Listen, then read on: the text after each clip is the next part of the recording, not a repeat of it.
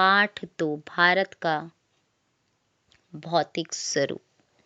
जैसा कि आप जानते हैं कि भारत विभिन्न स्थलाकृतियों वाला एक विशाल देश है। आप किस प्रकार के क्षेत्र भूभाग में रहते हैं? यदि आप मैदानी क्षेत्र में रहते हैं तो आप वहां के दूर तक फैले विशाल मैदानों से परिचित होंगे, और यदि पर्वतीय क्षेत्र के निवासी हैं तो आप पर्वतीय ढलानों और घाटियों से भलीभांति परिचित होंगे। वास्तव में हमारे देश में हर प्रकार की भू आकृतियां पाई जाती हैं, जैसे पर्वत, मैदान, मरुस्थल, पठार तथा द्वीप समूह। भारत की भूमि बहुत अधिक भौतिक विभिन्नताओं को दर्शाती है। भूगर्भीय तौर पर प्रायद्वीपीय पठार पृथ्वी की सतह का प्राचीनतम भाग है। इसे भूमि का एक बहुत ही स्थिर भाग माना जाता था, परंतु हाल के भूकंपों ने इसे गलत साबित किया है। हिमालय एवं उत्तरी मैदान हाल में बनी स्थलाकृतियां हैं।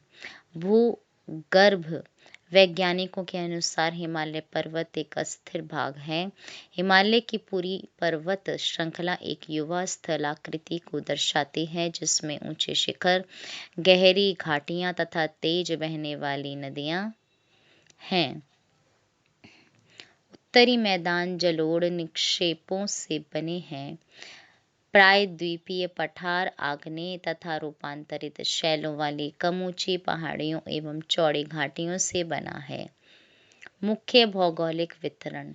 भारत की भौगोलिक आकृतियों को निम्नलिखित वर्गों में विभाजित किया जा सकता है। पहला, हिमालय पर्वत श्रृंखला।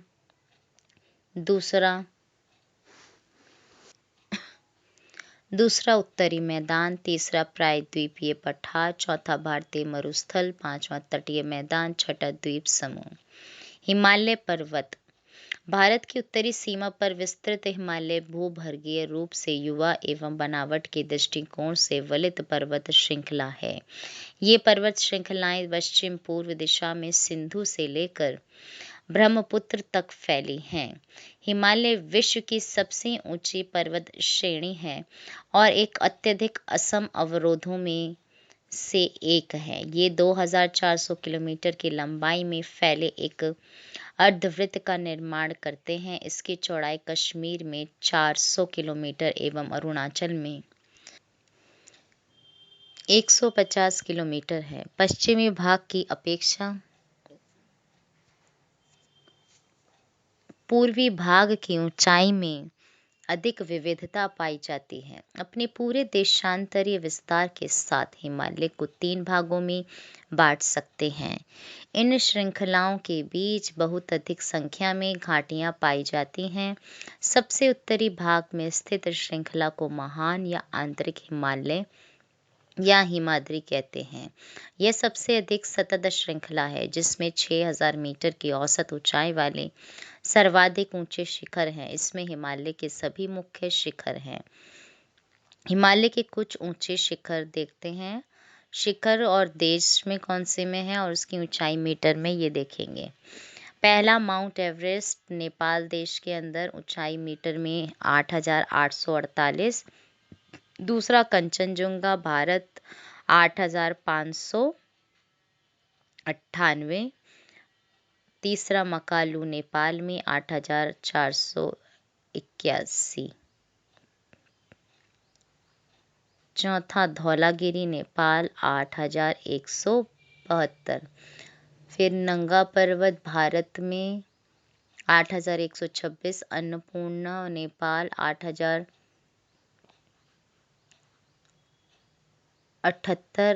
नंदा देवी, भारत, 7817। कामेट, भारत, 7756। नामचा बरुआ, भारत, 7756। गुरुला मंधाता, नेपाल, 7728। महान हिमालय के वलय की प्रकृति असममित है। हिमालय के इस भाग का क्रोड ग्रेनाइट का बना है। यह श्रृंखला हमेशा बर्फ से ढकी रहती है तथा इससे बहुत सी हिमानियों का प्रवाह होता है। महान हिमालय में पाई जाने वाली हिमानियों तथा दर्रों के नाम हम देख सकते हैं। हिमाद्री के दक्षिण में स्थित श्रृंखला सबसे अधिक असम है एवं हिमाचल या निम्न हिमालय के नाम से जानी जाती है। इन श्रृंखलाओं का निर्माण मुख्यतः अत्यधिक संपीड़ित तथा परिवर्तित शैलों से हुआ है। इनकी ऊंचाई 3,700 मीटर से 4,500 मीटर के बीच तथा औसत चौड़ाई 50 किलोमीटर है, जबकि पीर पंजाल श्रृंखला सबसे लंबी तथा सबसे महत्वपूर्ण श्रृंखला है। धौलाधर एवं महाभारत श्रृंखलाएं भी महत्वपूर्ण हैं। इसी श्रृंखला में कश्मीर की घाटी तथा हिमाचल के कांगड़ा एवं कुल्लू की घाटियां स्थित हैं। इस क्षेत्र को पहाड़ी नगरों के लिए जाना जाता है। एटलस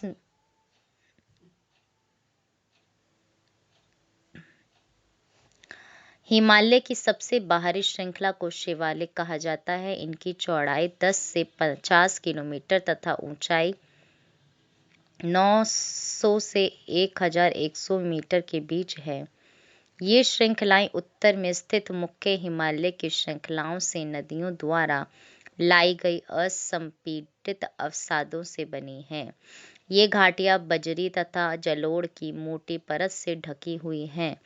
निम्न हिमाचल तथा शिवालिक के बीच में स्थित लंबवत घाटी को दून के नाम से जाना जाता है। कुछ प्रसिद्ध दून हैं देहरादून, कोटली दून एवं पाटली दून। इस उत्तर दक्षिण के अतिरिक्त हिमालय को पश्चिम से पूर्व तक स्थित क्षेत्रों के आधार पर भी विभाजित किया गया है। इन वर्गीकरणों को नदी घाटियों की सीमाओं के आधार पर किया गया है। उदाहरण के लिए सतलुज एवं सिंधु के बीच स्थित हिमालय के भाग को पंजाब हिमालय के नाम से जाना जाता है, लेकिन पश्चिम से पूर्व तक क्रमशः इसे कश्मीर तथा हिमाचल हिमालय के नाम से भी जाना जाता है। सतलुज तथा काली नदियों के बीच स्थित हिमालय के भाग को कुमाऊं हिमालय के नाम से भी जाना जाता है। काली तथा तिस्ता नदियां नेपाल हिमालय का एवं तिस्ता तथा दिहांग नदियां असम हिमालय का सीमांकन करती है। हिमालय के कुछ क्षेत्रीय नाम हमें देखने चाहिए। ब्रह्मपुत्र हिमालय की सबसे पूर्वी सीमा बनाती है। दिहांग महाखट्टट गार्ज के बाद हिमालय दक्षिण की ओर एक तीखा मोड़ बनाते हुए भारत की पूर्वी सीमा के साथ फैल जाता है। इन्हें पूर्वांचल या पूर्वी पहाड़ियों तथा पर्वत श्रृंखलाओं के नाम से जाना जाता है। ये पहाड़ियां उत्तर पूर्वी राज्यों से होकर गुजरती हैं तथा मजबूत बलुआ पत्थरों जो अवसादी शैल है से बनी है। ये घने जंगलों से ढकी हैं तथा अधिकतर समानांतर श्रृंखलाओं एवं घाटियों के रूप में फैली हैं। पूर्वांचल में पटकाई, नागा, मिजो तथा मणिपुर पहाड़ियां शामिल हैं। उत्तरी मैदान 3 प्रमुख नदी प्रणालियों सिंधु, गंगा एवं ब्रह्मपुत्र तथा इनकी सहायक नदियों से बना है। यह मैदान जलोढ़ मृदा से बना है। लाखों वर्षों में हिमालय के गिरिपाद में स्थित बहुत बड़े बेसिन द्रोणी में जलोढ़ों का निक्षेप हुआ, जिससे इस उपजाऊ मैदान का निर्माण हुआ है। इसका विस्तार 7 लाख वर्ग किलोमीटर के क्षेत्र पर है। यह मैदान लगभग 2,400 किलोमीटर लंबा एवं 240 से 320 किलोमीटर चौड़ा है। यह सघन जनसंख्या वाला भौगोलिक क्षेत्र है। समृद्ध मृदा आवरण, पर्याप्त पानी की उपलब्धता एवं अनुकूल जलवायु के कारण कृषि की दृष्टि से यह भारत का अत्यधिक उत्पादक क्षेत्र है। ब्रह्मपुत्र नदी में स्थित माजुली विश्व का सबसे बड़ा नदीय द्वीप है जहां लोगों का निवास है। उत्तरी पर्वतों से आने वाली नदियां निक्षेपण कार्य में लगी हैं। नदी के निचले भागों में ढाल कम होने के कारण नदी की गति कम हो जाती है, जिसके परिणाम स्वरूप नदीय द्वीपों का निर्माण होता है। ये नदियां अपने निचले भाग में गाद एकत्र हो जाने के कारण बहुत सी धाराओं में बंट जाती हैं। इन धाराओं को वितरिकाएं कहा जाता है। दोआब का अर्थ है दो नदियों के बीच का भाग। दोआब दो शब्दों से मिलकर बना है, दो तथा आब अर्थात पानी। इसी प्रकार पंजाब भी दो शब्दों से मिलकर बना है। पंज का अर्थ है पांच तथा आप का अर्थ है पानी। उत्तरी मैदान को मोटे तौर पर तीन उपवर्गों में विभाजित किया जाता है। उत्तरी मैदान के पश्चिमी भाग को पंजाब का मैदान कहा जाता है। सिंधु तथा इसकी सहायक नदियों के द्वारा बनाए गए इस मैदान का बहुत बड़ा भाग पाकिस्तान में स्थित है। सिंधु तथा इसकी सहायक नदियां झेल, मई, चेनाब, राविये, ब्यास तथा सतलुज हिमालय से निकलती हैं।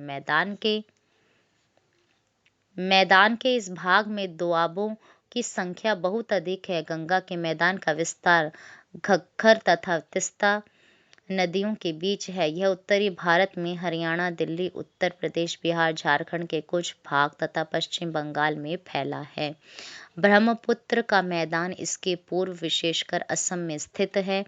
उत्तरी मैदानों की व्याख्या सामान्यतः इसके उच्चावचों में बिना किसी विविधता वाले समतल स्थल के रूप में की जाती है। यह सही नहीं है। इन विस्तृत मैदानों की भौगोलिक आकृतियों में भी विविधता है। आकृतिक भिन्नता के आधार पर उत्तरी मैदानों को चार भागों में विभाजित किया जा सकता है। नदियां पर्वतों से नीचे उतरते समय शिवालिक की ढाल पर 8 से 16 किलोमीटर के चौड़ी पट्टी में गुटिका का निक्षेपण करती हैं। इसे भाबर के नाम से जाना जाता है। सभी सरिताएं इस भाबर पट्टी में विलुप्त हो जाती हैं। इस पट्टी के दक्षिण में ये सरिताएं एवं नदियां पुनः निकल आती हैं एवं नम तथा दलदली क्षेत्र का निर्माण करती हैं, जिसे तराई कहा जाता है। यह वन्य प्राणियों से भरा घने जंगलों का क्षेत्र था। बंटवारे के बाद पाकिस्तान से आए शरणार्थियों को कृषि योग्य भूमि उपलब्ध कराने के लिए इस जंगल को काटा जा चुका है। इस क्षेत्र के दुधवा राष्ट्रीय पार्क की स्थिति ज्ञात कीजिए। उत्तरी मैदान का सबसे विशालतम भाग पुराने जलोढ़ का बना है। वे नदियों के बाढ़ वाले मैदान के ऊपर स्थित हैं तथा वेदिका जैसी आकृति प्रदर्शित करते हैं। इस भाग को भांकर के नाम से जाना जाता है। इस क्षेत्र की मृदा में चूनेदार निक्षेप पाए जाते हैं, जिसे स्थानीय भाषा में कंकड़ कहा जाता है। बाढ़ वाले मैदानों के नए तथा युवा निक्षेपों को खादर कहा जाता है। इनका लगभग प्रत्येक वर्ष पुनर्निर्माण होता है, इसलिए ये उपजाऊ होते हैं तथा गहन खेती के लिए आदर्श होते हैं। प्रायद्वीपीय पठार। प्रायद्वीपीय पठार एक मेज की आकृति वाला स्थल है जो पुराने क्रिस्टलीय, आग्नेय तथा रूपांतरित शैलों से बना है। यह गोंडवाना भूमि के टूटने एवं अपवाह के कारण बना था तथा यही कारण है कि यह प्राचीनतम भूभाग का एक हिस्सा है। इस पठारी भाग में चौड़ी तथा छिछली घाटियां एवं गोलाकार पहाड़ियां हैं। इस पठारी भाग में चौड़ी तथा छिछली घाटियां एवं गोलाकार पहाड़ियां हैं। इस पठार के दो मुख्य भाग हैं, मध्य उच्च भूमि तथा दक्कन का पठार। नर्मदा नदी के उत्तर में प्रायद्वीपीय पठार का वह भाग जो कि मालवा के पठार के अधिकतर भागों पर फैला है, उसे मध्य उच्च भूमि के नाम से जाना जाता है। विंध्य श्रृंखला दक्षिण में सतपुड़ा श्रृंखला तथा उत्तर पश्चिम में अरावली से घिरी है।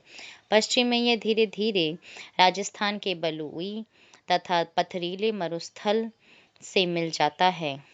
इस क्षेत्र में बहने वाली नदियां चंबल, सिंध, बेतवा तथा केन दक्षिण पश्चिम से उत्तर पूर्व की तरह बहती हैं। इस प्रकार वे इस क्षेत्र के ढाल को दर्शाते हैं। मध्य उच्च भूमि पश्चिम में चौड़ी लेकिन पूर्व में संकीर्ण है। इस पठार के पूर्वी विस्तार को स्थानीय रूप से बुंदेलखंड तथा बघेलखंड के नाम से जाना जाता है। इसके और पूर्व के इसके और पूर्व के विस्तार को दामोदर नदी द्वारा अपवाहित छोटा नागपुर पठार दर्शाता है। दक्षिण का पठार एक त्रिभुजाकार भूभाग है जो नर्मदा नदी के दक्षिण में स्थित है। उत्तर में इसके चौड़े आधार पर सतपुड़ा की श्रृंखला है, जबकि महादेव, कैमूर की पहाड़ी तथा मैकाल श्रृंखला इसके पूर्वी विस्तार है। भारत के भौतिक मानचित्र पर इन पहाड़ियों एवं श्रृंखलाओं की स्थिति को ज्ञात करें। दक्षिण का पठार पश्चिम में ऊंचा एवं पूर्व की ओर कम ढाल वाला है। इस पठार का एक भाग उत्तर पूर्व में भी देखा जाता है, जिसे स्थानीय रूप से मेघालय कार्बी एंगलोंग पठार तथा उत्तर का चार पहाड़ी के नाम से जाना जाता है। यह एक भ्रंश के द्वारा छोटा नागपुर पठार से अलग हो गया है। पश्चिम से पूर्व की ओर तीन महत्वपूर्ण श्रृंखलाएं गारो, खासी तथा जयंतिया हैं। दक्षिण के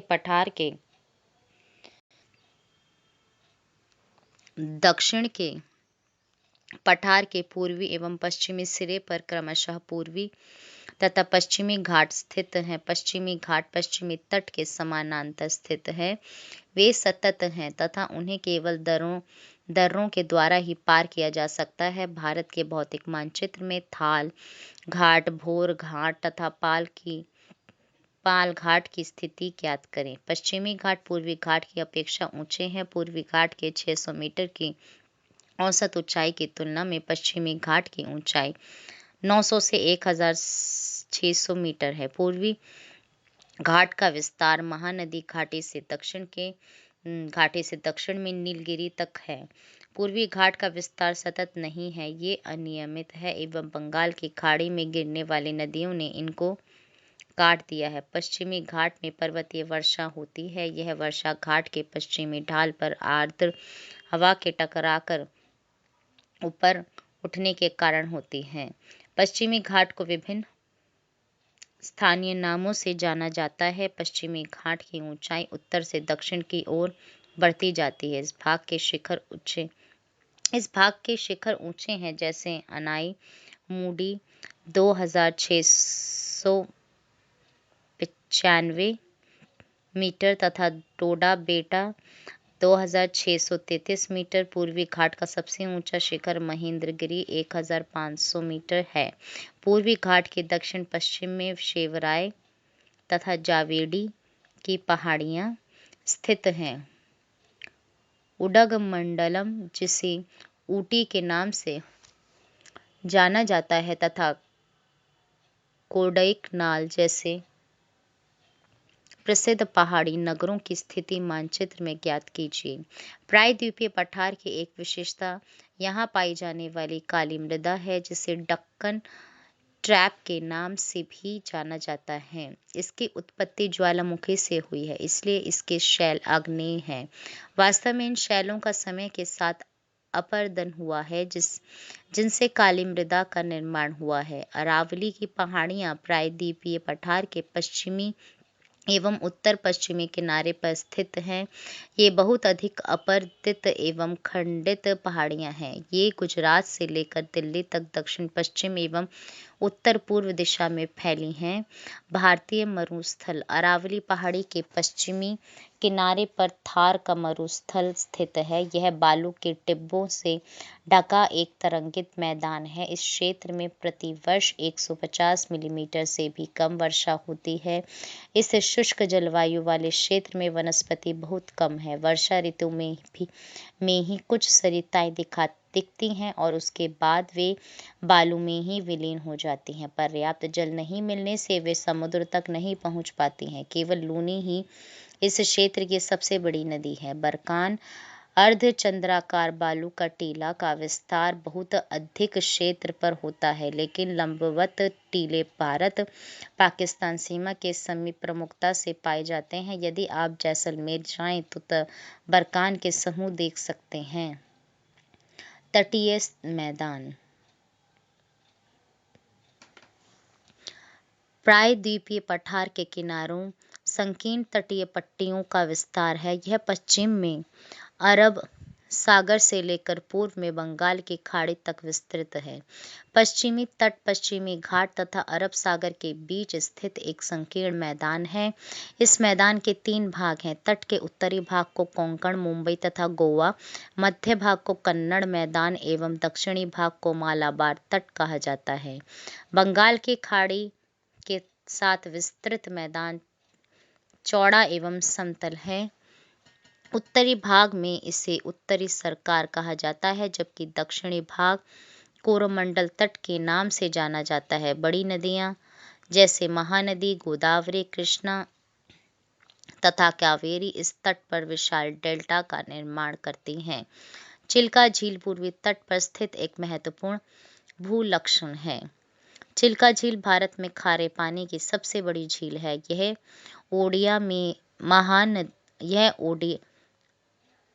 ओडिशा में महानदी डेल्टा के दक्षिण में स्थित है। द्वीप समूह आप पहले ही देख चुके हैं कि भारत का मुख्य स्थल भाग अत्यधिक विशाल है। इसके अतिरिक्त भारत में 2 द्वीपों का समूह भी स्थित है। क्या आप इन द्वीप समूह को पहचान सकते हैं? केरल के मालाबार तट के पास स्थित लक्षद्वीप की स्थिति को ज्ञात कीजिए। द्वीपों का यह समूह छोटे प्रवाल द्वीपों से बना है। पहले इनको लकादीव, मिनिकॉय तथा एमिन द्वीप के नाम से जाना जाता था। 1973 में इनका नाम लक्षद्वीप रखा गया। यह 32 वर्ग किलोमीटर के छोटे से क्षेत्र में फैला है। कारावती द्वीप लक्षद्वीप का प्रशासनिक मुख्यालय है। इस द्वीप समूह पर पादप तथा जंतु के बहुत से प्रकार पाए जाते हैं।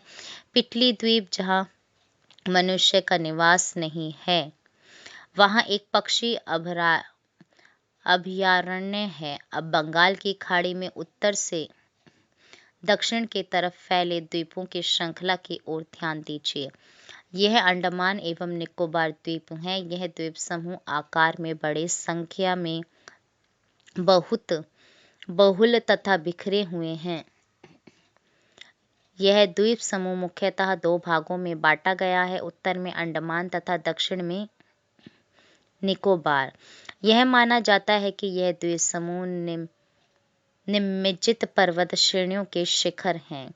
यह द्वीप समूह देश की सुरक्षा के लिए बहुत महत्वपूर्ण है। इन द्वीप समूहों में पाए जाने वाले पादप एवं जंतुओं में बहुत अधिक विविधता है। ये द्वीप विषुवत वृत्त के समीप स्थित हैं एवं यहाँ की जलवायु विषुवतीय है तथा यह घने जंगलों से आच्छादित है। भारत का एकमात्र सक्रिय ज्वालामुखी अंडमान तथा निकोबार द्वीप समूह के बैरेन द्वीप पर स्थित है। विभिन्न भू आकृतिक विभागों का विस्तृत विवरण प्रत्येक विभाग की विशेषताएं स्पष्ट करता है, परंतु यह स्पष्ट है कि ये विभाग एक दूसरे के पूरक हैं और वे देश को प्राकृतिक संसाधनों में समृद्ध बनाते हैं। उत्तरी पर्वत जल एवं वनों के प्रमुख स्रोत हैं। उत्तरी मैदान देश के अन्न भंडार हैं। इनसे प्राचीन सभ्यताओं के विकास को आधार मिला। पठारी भाग खनिजों के भंडार हैं, जिसने देश के औद्योगिकरण में विशेष भूमिका निभाई है। तटीय क्षेत्र मत्स्य और पोत संबंधी क्रियाकलापों के लिए उपयुक्त स्थान है। इस प्रकार देश की विविध भौतिक आकृतियां भविष्य में विकास की अनेक संभावनाएं प्रदान करती हैं। प्रवाल पॉलिप्स कम समय तक जीवित रहने वाले सूक्ष्म प्राणी हैं, जो कि समूह में रहते हैं। इनका विकास छिछले तथा गर्म जल में होता है। इनसे कैल्शियम कार्बोनेट का स्राव होता है। प्रवाल स्राव एवं प्रवाल अस्थियां टीले के रूप में निक्षेपित होती हैं। ये मुख्यतः 3 प्रकार के होते हैं। पहला प्रवाल रोधिका, दूसरा तटीय प्रवाल भित्ति तथा तीसरा प्रवाल वलय द्वीप। ऑस्ट्रेलिया का ग्रेट बैरियर रीफ प्रवाल रोधिका का अच्छा उदाहरण है। प्रवाल वलय द्वीप गोलाकार या हार्स शू आकार वाले रोधिका होते हैं। धन्यवाद।